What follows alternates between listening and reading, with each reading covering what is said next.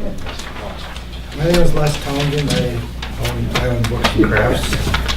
I happen to be a neighbor of Dr. Tony McLain. So John called me up the other day and asked me to do an introduction.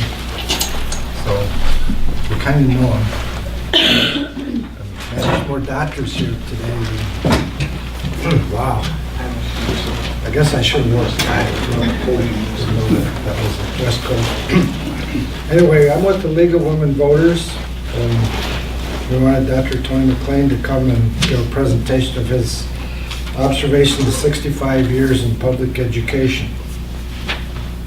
From one-room school to LSSU, observations of 65 years public education. Dr. Tony McLain has been involved in Michigan public education for 65 years as a student, a teacher, a coach, a counselor, an elementary principal, a curriculum director, and a K-12 superintendent, and a university president. So he's kind of touched all the bases. His work in school communities has varied as Benton Harbor, Kalamazoo Public, Carsonville, Port Sanilac, Eben Junction, and Sault Ste. Marie. He will share observations on the status of public education today and involve the participants in a discussion of the future of public education. So, Dr. Tony McLain.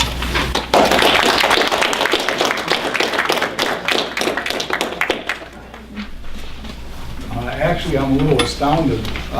We figured there would be two of us here, maybe three, when Dr. Tibbet showed up. First of all, I have to do a disclaimer. I'd like to thank the League of Women Voters for hosting this event. But more importantly, I don't represent them. My views don't represent them. And they don't represent Lake State or Sioux Schools or any of the other organizations that I might mention tonight. They're my views. I do have a lot of data that I might put out there, and if anybody wants to know where did that fact come from, certainly welcome to ask me about it after, and we'll be. And at any time, if you have a question or you want me to head to another track, because I don't have a set pattern of stuff that I have to get to, and obviously with 65 years in, I could probably keep you here till midnight without any trouble at all. So, now to get to 65 years, obviously I had to include my student education. But I think most of you would agree that you learned a lot about education from the student perspective when you were there. I'd like to ask, how many people in the audience are either currently teachers, were teachers, or will be, or intend to be teachers? How many are professional educators, I guess? My wife always told me I wasn't. Oh, okay. I was waiting. She's got away with words. Yeah. So I'm a psychologist who happens to teach So we have a classes. few civilians in the crowd. Now, for those of you who are educators, I have to give you one of my first observations. There's this old saying that says, if you can't do, teach. I think everybody's heard that somewhere along the line. In all my years in education, I've watched many people come into education and not cut it. I've had to fire some. I've had some good friends of mine who I just wanted so bad to make it, and they didn't. And I had to counsel them out. And that's been a pattern, that many people can't cut it in education, just can't make it. But you know what? They went off and led very successful lives, many of them in business or other endeavors. To this date, I've never found anybody who failed in business that could come into education and teach. No one, not one. I think it's the toughest job in the world, and for those of you who have been educators, I congratulate you. It's a tough road. Matter of fact, I just read an article here, it's a couple years old, but it said a third of today's teachers coming into the profession quit before 6 years are up. Okay, now I'll give you a little bit about my family history, just real briefly, because I don't want to spend much time talking about me. But I did attend a one-room schoolhouse, Amber Station. It's in Mason County near Ludington. 28 kids in this classroom, grades K to 8. Mrs. Becker was our teacher. I remember one of our big field trips. They loaded the entire school onto a bus, and we drove to the Peterson House because they had television, and we watched President Eisenhower get inaugurated. That was my first brush of television. And there were many instances of showing how old that is. It wasn't my class, but the class before me had the pleasure of attending the school and having to use the outhouse. We had indoor plumbing by the time I got there, so that was a help. My family history. My father, who I want to make sure I don't come across, because sometimes I talk about him and it sounds like I'm being condescending or whatever. I'm very proud of him. He was a World War II vet, wounded in action, fought in the unit that set the record that still stands today, 212 days of consecutive battle. And so I'm very proud of him.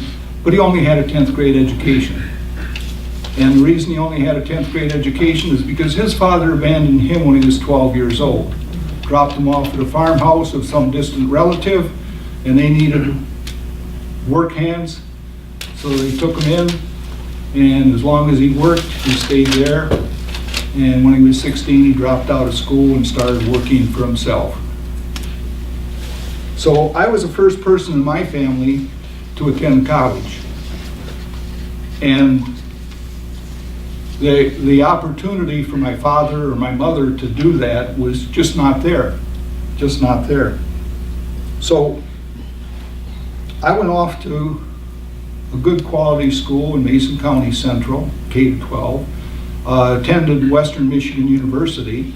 And when I attended Western, at that point in time, 80% of the cost of running that university was covered by the state. Students only covered 20%. And then the state was kind enough, because I had high test scores, they invested $500 in me personally. That made it possible for me to attend college, or else that probably would have never happened. So being the first one to attend college, it was a pretty big deal for our family. Then I went on, I got a master's degree in counseling, a PhD from Michigan State University. I was principal. I became superintendent of 2 different school districts, president of Lake State, and I was the 3rd person in the state of Michigan to be inducted into Superintendent's Hall of Fame. Now, what's the difference between me and my father? The answer is opportunity. And that opportunity was provided to me through public education. Great K-12 school district, great universities that I attended, and support from our state for me to do that. So, I don't want to make any mistake. I am a believer and a supporter of public education. And I won't take that back. I just, it's been there for my life and made it. Now, which is one of the reasons I've done many of the things I do. I don't know if you know it, but as superintendent of schools, I was still an assistant track coach. And as president of the university, I was still an assistant track coach. And so I worked with kids. I hate to say it, but I'm not sure that this year I'm going to be an assistant track coach. I'm 70 years old. I think it might be time to retire out. I'm not sure that it's going to go on anymore. But I have always felt that I've never put back into the system what the system gave me. In other words, it gave me so much opportunity and allowed me to do so many things And I've never been able, as much as I volunteered and put back into the system and tried to help other people, I still don't think I've ever paid my debt. Now, here's the other thing. That education opportunity changed my life. But it didn't just change my life. I have a daughter who works at Michigan State University. She has a master's in business administration. My other daughter is a clinical psychologist at DeVos Children's Hospital, PhD. My two grandsons, there's never been a discussion about whether they'll attend college. The only discussion we've ever had is which college they're going to attend. So by intervening in my life with a quality public education and that opportunity, it didn't just change my life, but it's changed every generation in my family after me. And I don't know how many more generations that's going to go on, but I know that $500 the state invested in me has been paid back over and over and over. If nothing else, just in the taxes that my family has paid because of the kinds of things we've done after we had our education. So, enough about me. Being a good educator, first thing you always do is give people a test. John? We're going to take just about, it's 10-question quiz on the state of education today. You can just pass them right down the line if you want. They're all the same. And if you don't have a pencil, Yeah, that's right. I could use an old teacher's trick. If you don't have a pencil, we have one that we can loan you. But you'll have to leave your shoe, because that way I can ensure that I get my pencil. And if you want to work together, you can. But we'll cut your score by 50%. I do. And don't take a lot of time. Just read the question, pick the best answer. Like, Because don't we're gonna. overthink it. Pardon? Don't overthink it. Don't overthink it. No. He's having a great. Let's be careful. Once you just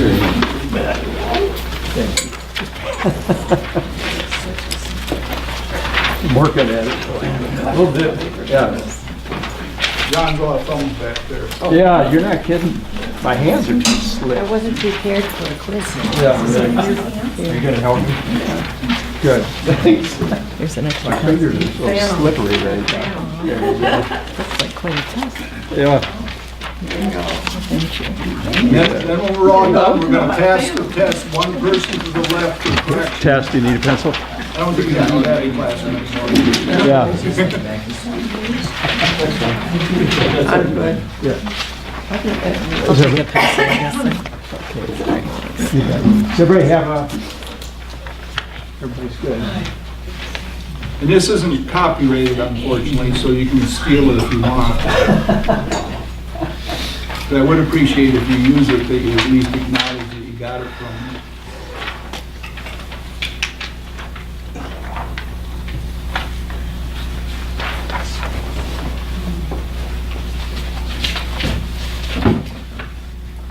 We'll go about 6 more minutes, so.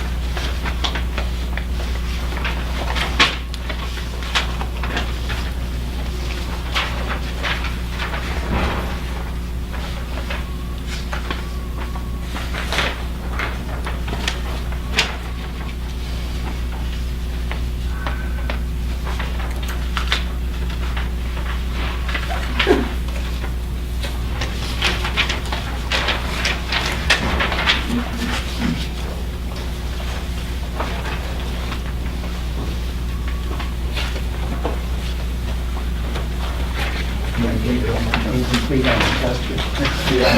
go. We'll take that into consideration in the final grades.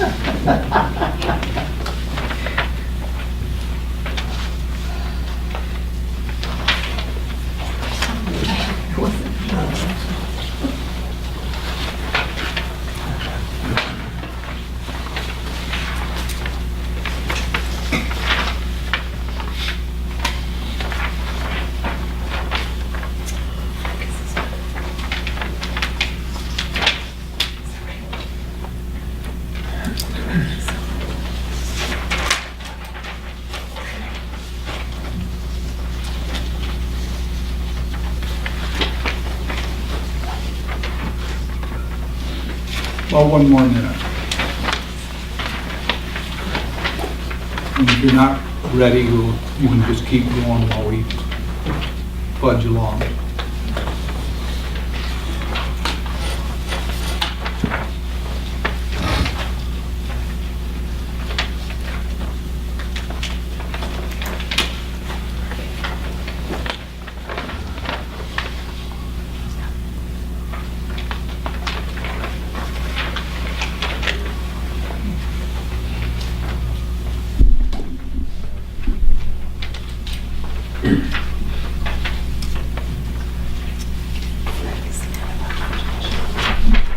Now, if I remember right, 8 right would be a B. How many people here think they're going to get a B on this? Okay, let's see.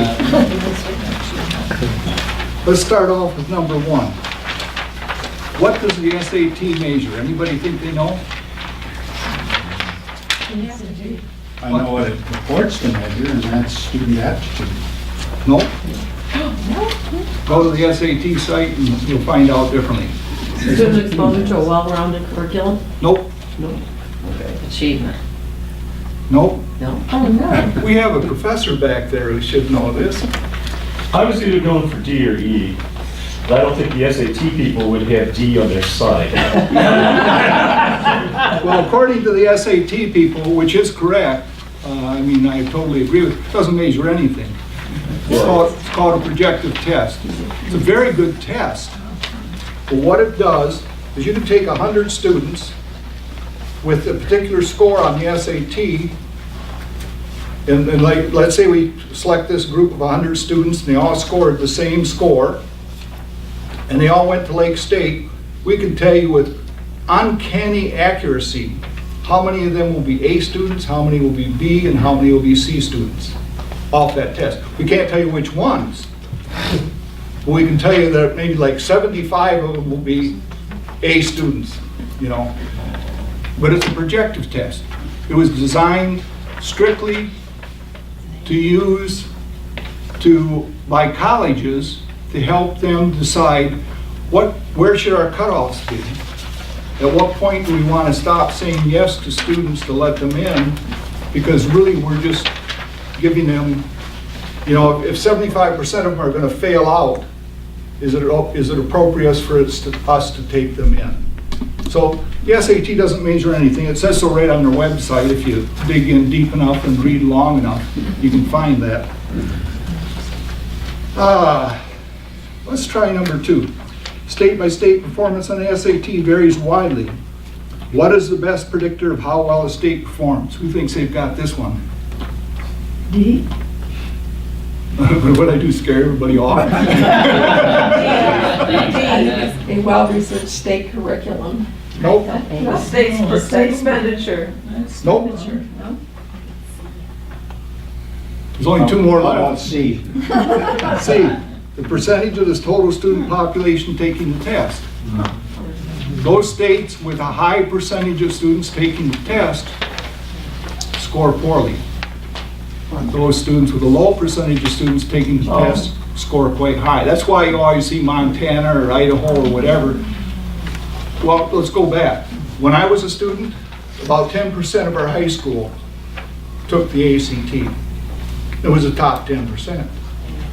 Today, 100% of that high school takes the ACT, which is kind of interesting because all the headlines say, oh my gosh, the ACT scores aren't getting any better. But instead of having the top 10% taking the test, we now have, in our state particularly, 100% of the students taking the test, which causes you to say, why would you have 100% of your kids take the college entrance test unless you expect 100% of your kids to attend college? Now, that's a great public policy debate we don't have time for today. But it's certainly something to think about, because right now, that's what we're doing. We're saying every student needs to take the ACT, And the SAT. but unless they're going to college, it has no value. Okay, 100 countries participate in the International Math Olympiad each year, over 100 countries. The last time the United States team placed in the top 10 in the high school mathematics Olympiad was, C, pardon? C. C. Nope, No. B. pardon? Never. Never? Yeah. Yeah. Oh, yeah, that's an option, but it's wrong. B. B. Nope. I should know this, since my career was mathematics. I put 2008, but now I'm thinking 2016. 2000, we've actually won it the last 2 years. Anybody hear about it? Yeah. Matter of fact, the reason I have 1994 in there, we're the only country to have ever, and that was in 94, we're the only country to have ever won the International Math Olympiad with all 5 students getting a perfect score. No country has ever done that, except us. Never had. And it's amazing how high we score. Our other competitors, and Dr. Yang, China is one. Russia is the other. But what those countries do is they take their best math students and they send them off to 1 or 2 years of camp to prepare them to take the test. We go pick our 5 students who are going to go in, or I think it's a team of 7, and compete. It'd be like picking a basketball team by just, picking some of the better players and then putting them together and hoping they operate as a team. So, yeah, as a matter of fact, we've never, in the last 40 years, we've only placed out of the top 10 once when we placed 11. Usually we're second or third. It's kind of cute in 94, I said 64. 94 is when we had the perfect score. Chicago Tribune had big headlines basically talking about how the kids who won the Olympiad weren't typical high school students. And I went, well, of course they're not. you think somebody like Russia or whatever just walks in and go, hey, you 5 kids, come on, you're going to go take an international test. No, these were some of our best students. But they're competing against another country's best students. Okay, number 4. 12 nations participated in the first, and this is different, because that was a competitive test. This is a international mathematics test where they give it to across the board. So this is of most students. And in the United States, it's a kind of a random sample. They didn't test every kid in the United States, obviously, but they did a random sample so they felt they could compare nation A to nation B to nation C. And not 40 years later, they noticed something really unique, because there was a very obvious correlation.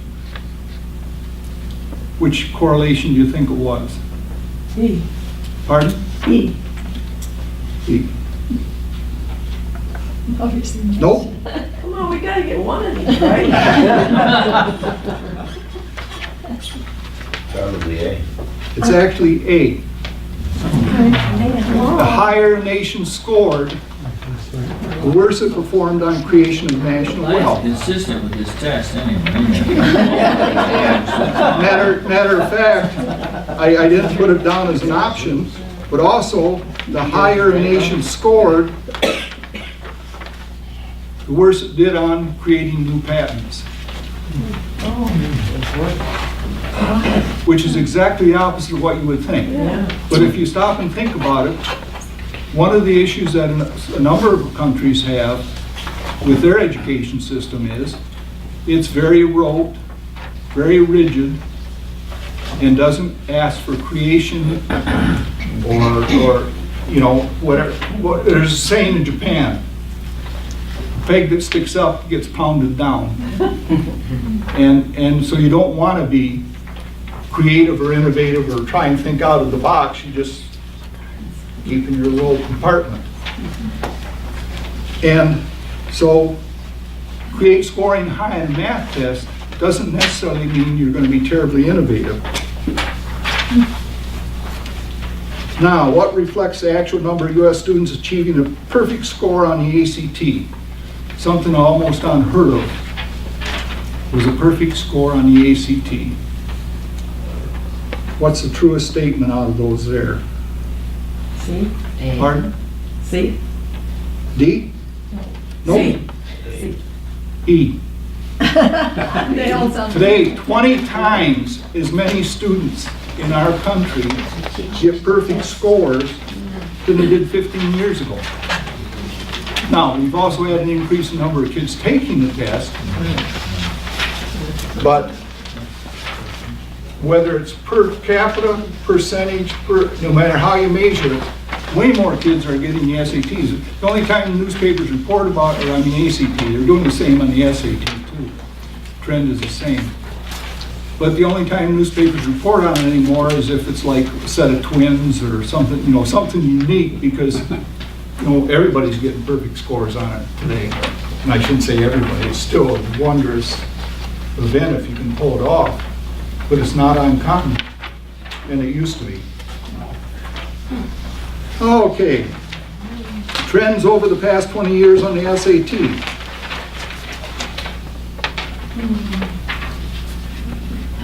E, only the Asian. Nope, That was my guess. I gotta find the right answer. I think there isn't a right answer in there. I hope I put it in. Oh, okay, yeah, I found it. It's C. Every ethnic subgroup on the SAT has increased their participation and increased their scores. The only problem is subgroups, ethnic subgroups are, on the test are stratified. I can tell you right now, Asians score the highest. Dr. Yang, your people are doing a great job of scoring on the test. Caucasians score the next highest, and so on and so forth. I think one of the lowest scoring groups is American Indian. Now, that's not criticizing any subgroup, but it is saying, for some reason, this test stratifies people. But at the same time, every subgroup, virtually every subgroup, I think there was one that was off, virtually every subgroup scores higher today than it did in the past. And not only are they scoring higher, but they have a better participation rate, which is, to me, phenomenal. If you can put more kids into the pool and raise the scores at the same time, that's pretty impressive. Okay, number 7. Student crime since 1995. What's happened with student crime? B, all areas are up slightly. Nope, D, down slightly. nope. E, down significantly. In most areas, it's the lowest it's ever been recorded. Lowest recorded since they started gathering data on it. And usually student crime consists of a crime that takes place in the school, on school property, or on the way to or from school, is usually how they describe that. 20-year trend in violent deaths. You ought to get a hint from the last one. It's at E, lowest levels ever recorded.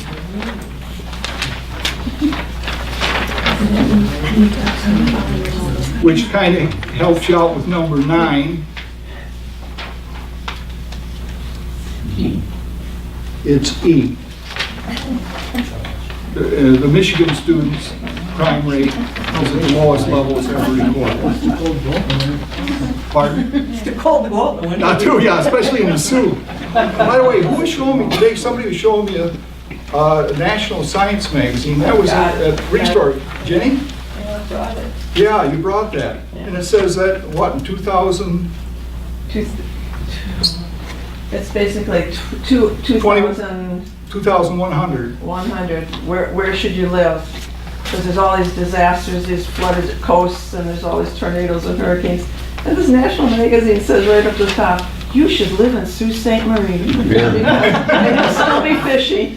You might freeze to death. That's fantastic. Okay, now I'll pass it this is around. my favorite question. Is there anybody who really knows the answer to number 10? Les, you did, so a couple of you do. Okay, then don't say it if you're. I do, because you told me. Oh, yeah, if you're not aware of this right off the top, what's your first guess? Either Sandy Hook. Sandy Hook. Must be It's not Sandy Hook. C. Michigan School Board President set a bomb under a school, killed 38 people, teachers and students. Was it Michigan? Pardon? Bath, Michigan. When? 19, no, it'll be before, it's in the 30s. I've got it, and like I say, I've got where all this data comes from, if anybody needs to know. But just go online, Google Bath School bombing. Now here's the difference. When the Bath School was blown up, and I mean, this guy went in there, there was another 500 pounds of dynamite under the school that didn't go off. I mean, 500 pounds of dynamite would have leveled the town of Bath. But fortunately, it didn't go off, and so some of the people in the building survived. But that level of terrorist act made 2 entries into the New York Times. If that were to happen today, CNN would cover it for a month, 24 hours a day. And that's why the perception probably is quite different from the data. So how many had like 8 or more right? Yeah. I love this thing because it just runs so counter, and that's why I set you up with the headlines. Because I just cut those headlines out of different publications that are out there right now, and that's what people think is going on in schools. And that's what I see on the news all the time. Yeah, oh yeah. Yeah. It's what you see, it's what the news reports, and so therefore, we assume that everything's going to hell in a handbasket or whatever the case would be. Pardon? Public schools are always in trouble according to the media. Yeah. Well, for example, how many here know what determines grade level on a test? You know, you hear people talking about, well, you know, only 55% of our kids score at grade level. Isn't that terrible? How do they determine grade level on a standardized test? They give the test to over 10,000 students of grade level, randomly sampled in different parts of the country. And the 50th percentile becomes grade level. I remember when they introduced the MEP test in Michigan, I jokingly turned to one of my friends who was also a teacher in the junior high I was at the time, in Middleville, And MEP was introduced in the mid-70s, and it was a norm reference test. And they gave it to every student in the state at certain grade levels. I think it was 4th and 7th at that time. And all they did is just compare every student to the norm. In other words, here's what the average student scored, here's what your kids scored. That's all they did. But I turned to this other teacher and I said, we got a real problem. And he says, what's that? He says, they're going to discover that half our kids are below average. And you know what? They did. I was stunned. I mean, I said it as a joke. Matter of fact, if you go back and read what No Child Left Behind was all about, we promised that we would have all of our kids at grade level in 14 years. I said, what this reminds me of, this would be like National Basketball Association presidents all sitting down in a meeting with their accountant, and the accountant says, you know what we've discovered? Winning teams make more money. Okay? So now, all we need to do is figure out how do we get all of our teams to be winners. It's like, you can't. But No Child Left Behind, as one of its goals, was to get every kid at grade level, which means you got to get all your kids above average. And it's like, Garrison Keeler, where are you? Lake Wobegon, where all the kids are above average. And so we've been fighting this, what I call unwinnable war, for years. John, there's another handout there, that continual crisis. Do we have that? Oh, right here. This one? Nope. Oh, I see. Did I forget to set that out there where it was? I failed miserably in that. Kind of screwed up because, oh, there's a bad school. I know what you're all there. Bad house, right?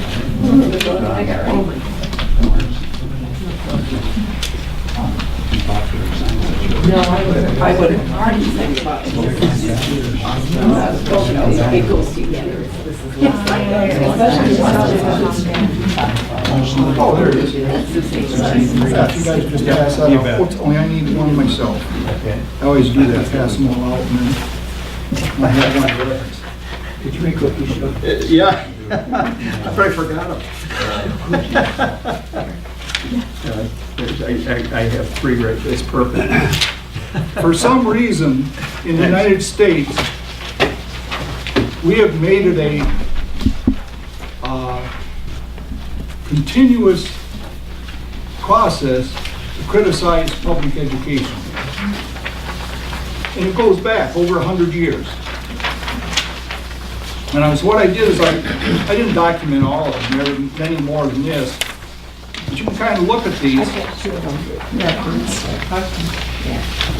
1898, we expend very large sums of money in city and county for public education that is for the most part of such a character that avails people little in their practical affairs. Oh, I like 1927, National Association of Manufacturers annual meeting. 40% of high school graduates having a command of simple math, over 40% can't express themselves in the English language. Oh, I like the one up there in 1913. The statistics are startling and in sad contrast to the better practice of most of the nations of Northern Europe. Now, this picture on there, it came off the National School Board Journal's cover. And if you can't figure out what it is, it's a fat, lazy, pampered kid sitting in a lounge chair with his teacher fanning him, and the big bad world ready to take him on. You know what we call that kid today?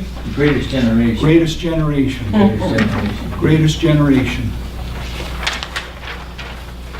Then, of course, we had Why Johnny Can't Read. Some of you are going to start remembering some of these. The Sputnik crisis. I was in school when there was Sputnik crisis. Oh my God, Russians sent a thing into space. What's wrong with our science? And so what did we do? We went on a crash science course. 83 was a nation at risk. If an unfriendly foreign power attempted to impose on America the mediocre education performance that exists today, we might well have viewed it as an act of war. And then we had No Child Left Behind, and currently, formerly, I guess, Race to the Top. We'll see what the next education thing brings us. But, so we've had this 100-year history documented of failed public education. How do we end up being a superpower? How on earth could we have ever managed to even survive as a nation if public education is totally failing, as these things would suggest? And so then we have to kind of take stock of what's going on. Why is this perception there? Matter of fact, there's another way to measure public education, or not measure a country's success. And one of them would be by Nobel Prizes. Anybody know how we rank in the world with Nobel Prizes? We have more Nobel Prize winners in our country than the next 5 nations combined. So how can we have this disparity? Education is failing, but we're producing all these really innovative, productive people. And I guess I would say it's part of it is our education system. We used to have, and we're getting away from that, an education system that was run locally, many different types of education systems, put a high emphasis on individuality, entrepreneurship, things of that nature. And just like, how do you explain that the high math scoring countries produce the lowest level of wealth? And the answer is because just scoring high in math doesn't get it. You've got to think. You've got to think on your feet. You've got to work with a team. You've got to do all these things that we have done so wonderfully as a nation. That's our strength. Now, you can say maybe we ought to attend a little more to the math scores or the science scores. I'm not against that. But my concern is that we've made that the goal of education. And how many here have taken a course in testing? I know some of you have. How many of you have taken 3 or 4 courses in testing? Okay, same people, yeah.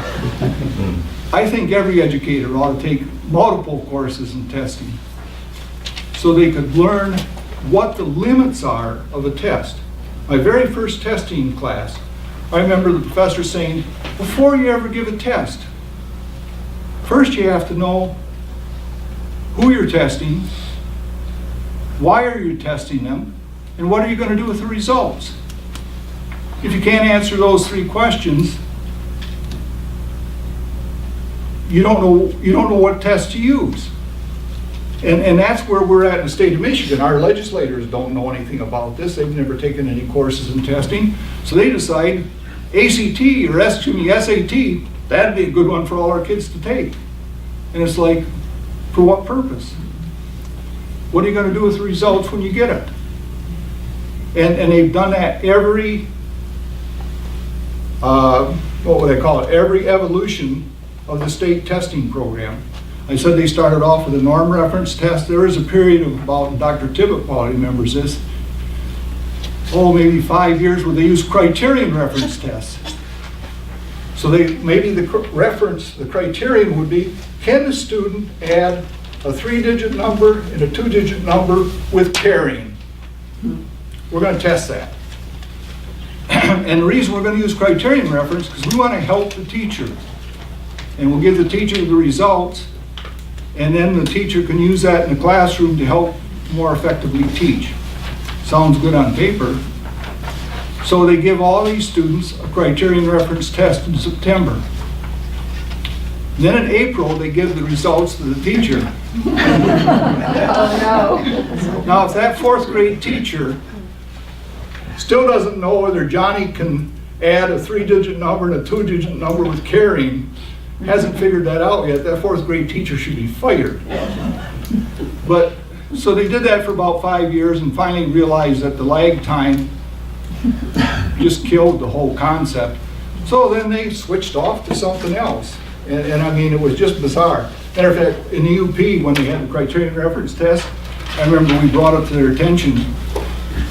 One of the questions was a science question, and it said, in the spring, or maybe it was in April. In the spring, In the spring, what's the most common weather problem? most common weather problem. Every kid One of the in options was failed. tornadoes and the other was ice. Guess what all the UP kids kicked in? And they all got it wrong.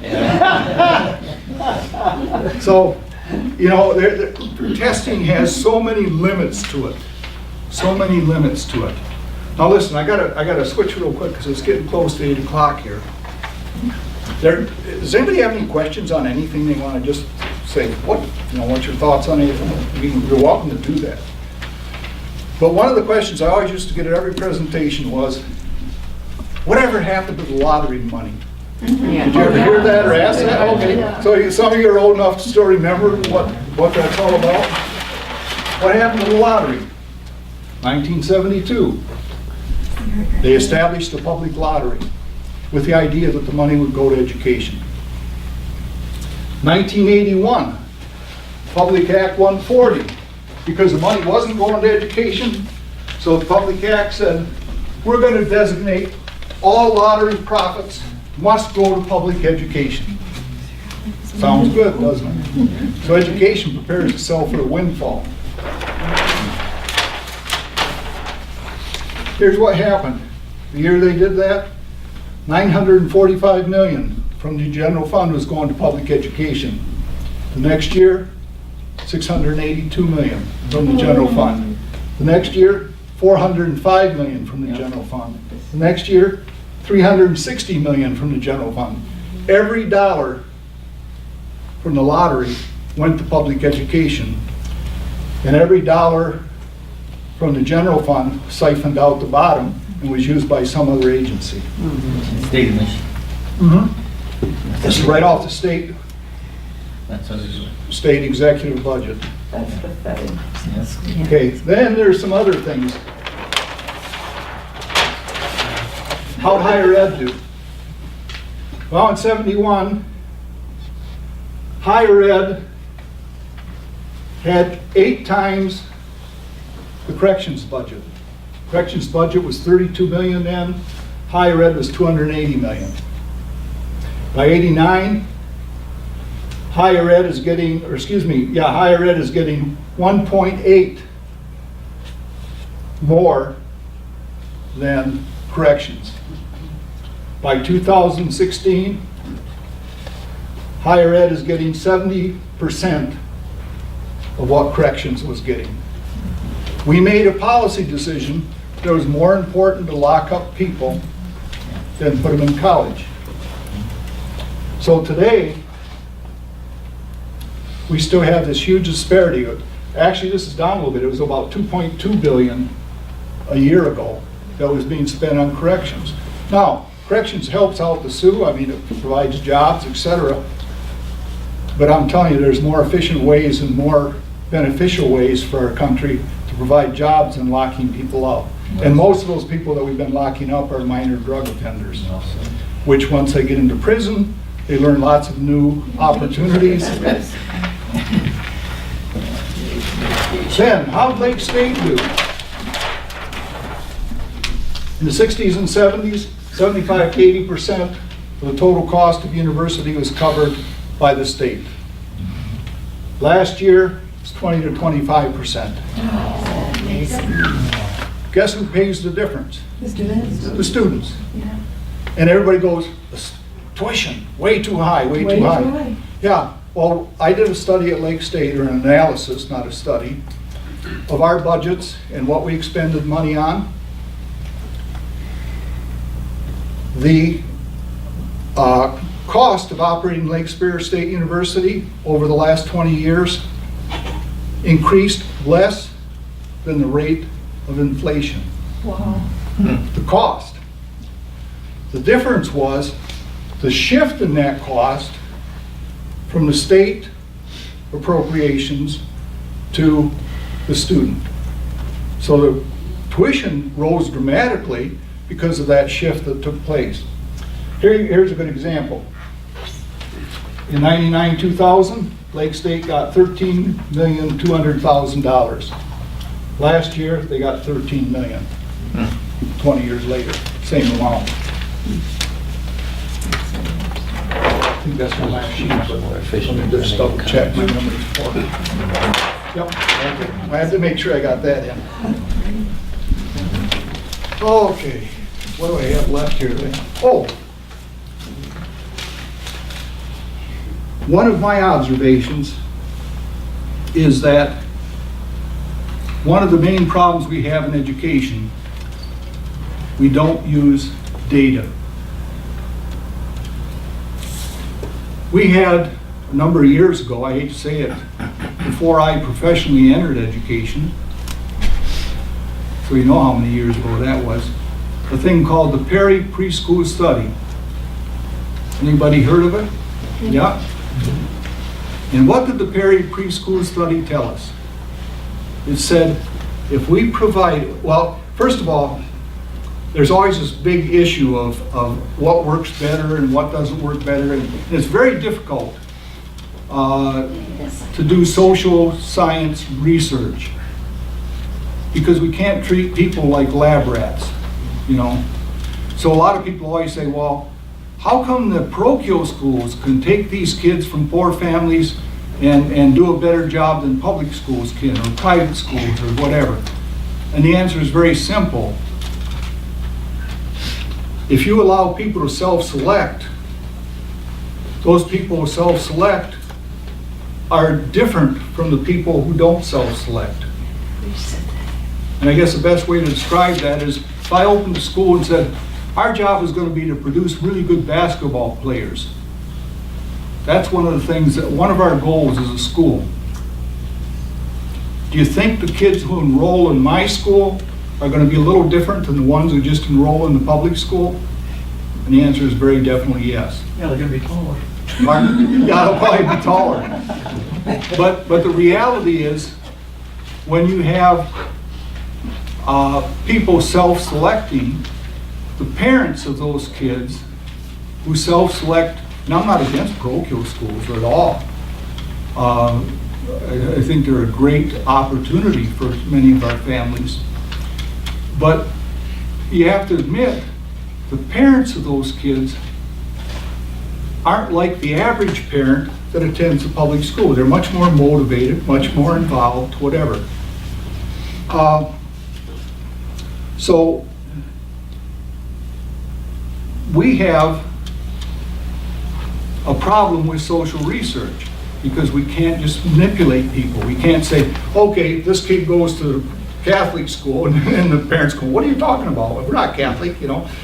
So we can't do that type of research, or at least it's very difficult. But in the Perry Preschool Study, they did. They selected, I forget how many students, I don't have the numbers here with me, but quite a number of students, split them randomly into two groups. Stuck one group into a really quality preschool program, and the other group they just wait till school started and started them up. That's been 60 years now. They're still tracking those kids. On every criteria that we consider important from a social standpoint, prison incarceration, divorce, health even, health issues, income, I mean, they've studied these kids who are now older adults for all this time, and on every criteria, the kids who had the preschool program, starting way back in school, you know, with their grades, outperform significantly the kids who didn't get the preschool experience. So we determined way back then, it's really a good investment for our state and our country to provide quality preschool for every student. How are we doing on it? We still sit around and talk about it. And I forget, I don't hold me to these numbers because I'm doing these off the top of the head. But I think if my memory says it's like $5 for every dollar. Something like that. It might be $8 for every dollar. There's a payback into our country in less welfare, less prison, more income, which means more taxes. There's a tremendous payback for providing preschool education for all these students. We've known that for better than 50 years. And we still haven't implemented what's the obvious thing to come out of that data, which is, how come we're not spending quality dollars, or how come we're not spending dollars to provide quality preschool education? Just makes sense, and we don't do it. So, getting real close to the end here. Let me check my notes. I actually have a couple of notes here. No, right now I've got about a 3-minute closing, but I want to know, is there anybody who just wants to ask me anything about, something I've observed or what? Oh, how come nobody's asked me, what's the biggest change you've seen in education? Good question. Good question. Thank you. I appreciate that. Thank you. I think it would be a couple of things. One would be the focus on high stakes testing. That's totally different today. I don't know how we got into that game or why we got into it, but I think it's leading us astray. I think if we continue down the path of high stakes testing, we're going to do it at the cost of entrepreneurial, innovative, et cetera, et cetera, et cetera. The things that have made us Nobel Prize winners, okay? I'm not saying you don't want to raise test scores. There's a legitimate issue there to be dealt with. But to make test scores the end-all and be-all is wrong. I just think it's the dead wrong policy. Second thing I think that's changed dramatically is special education. I can go back, I have a letter, and I won't mention which school district, because it's quite close to here. But it was a letter to a parent. I found it in the student's file. I busied myself cleaning out student files like over Christmas break and stuff when I didn't have a lot to do as superintendent. And there was lots of inappropriate stuff that used to get put into student files. And so these old files, I just go through and keep the basic records that we were required to keep and then pitch all the garbage. But here was this letter to a parent.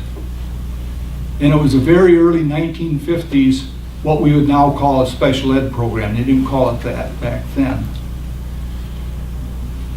And the letter basically said, "Dear Mrs. Jones, as you know, the purpose of this program is to teach our students how to read.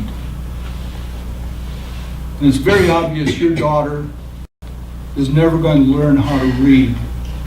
So next year, would you please keep her at home?" I mean, I was just stunned to read that. And to think that, yeah, we used to do that. But more importantly, many, many countries still do. Many, many countries still do.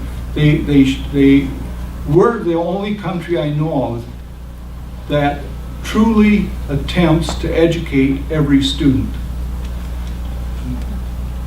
We had a student here in the Sioux who was medically fragile, and I remember budgeting $40,000 a year to have a licensed nurse sit at his side throughout the school day. Now, and that also tells you what's happened to the school money that's coming in. A lot of it isn't in general ed anymore, it is in special ed. And I'm not criticizing that, it should be. I'm not against that policy of saying we're gonna educate every student. But to say we're gonna take that $7,000 per student and educate every student, knowing that some of these students are gonna be way, way over that. And it used to be the state made up the difference. Not anymore, they stopped doing that a long time ago. So you get your $7,000 and, you know, if you have to spend it all on special ed and the regular classroom suffers, and that's a battle that goes on, and it's unfortunate. We shouldn't have to be deciding, do we provide for this student here or these 20 over here? I mean, that's just an option we shouldn't be arguing about. We should provide it for both of them. So another thing that makes our schools so unique compared to any other country is, I was talking to the Hamtramck superintendent. This was 15 years ago. I was still a superintendent at the time.